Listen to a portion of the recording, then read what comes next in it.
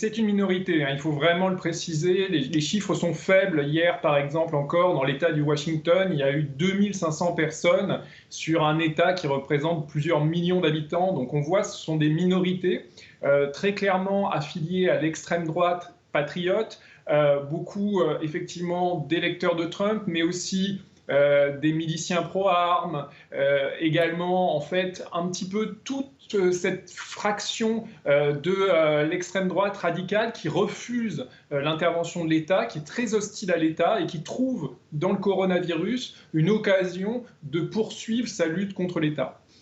Alors ces derniers jours, Donald Trump a milité pour la fin des confinements, pour relancer l'économie. Il a aussi lancé un pavé dans la mare en appelant à libérer les États récalcitrants. Quelle est sa stratégie, s'il en a une? Oui, alors il en a une très clairement. Donald Trump a été très fâché de ne pouvoir lui-même ordonner les déconfinements parce que c'est une prérogative des gouverneurs, c'est une prérogative locale, c'est constitutionnel, il ne peut rien faire contre cela. On a vu qu'il était fâché de cela et il se sert justement de ces manifestants comme d'une masse de manœuvre pour influencer les gouverneurs, pour leur mettre la pression. Il l'a redit hier soir d'ailleurs, hein, il ne s'en cache pas. Il dit les gouverneurs démocrates sont allés trop loin dans les confinements et ces manifestants sont de bonnes personnes. Donc on voit bien qu'il les instrumentalise, sauf qu'il est allé trop loin parce que le mot qu'il a employé, libérer, de la manière dont il l'a employé, c'est rien de moins qu'un appel à l'insurrection et à la rébellion contre une autorité locale démocratique. Alors, il faut dire que le président des États-Unis, il est en campagne, hein, Corentin Célin. Dans un peu plus de 6 mois doit se dérouler l'élection présidentielle. Est-ce que ce Covid-19 est une opportunité ou un désavantage pour lui dans cette campagne?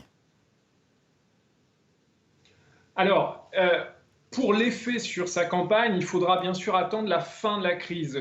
Il y a quand même s'il est beaucoup moins fort que d'habitude, il y a une sorte d'effet d'unité nationale pour l'instant encore un petit peu.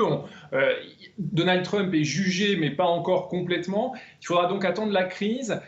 Mais clairement, cette gestion du coronavirus aura un impact majeur, puisque c'est la plus grande crise sanitaire connue par les États-Unis depuis des décennies. Inévitablement, ça aura un impact majeur. Mais pour connaître vraiment le résultat, il faut attendre la fin de la crise, quel impact total elle aura eu sur le pays.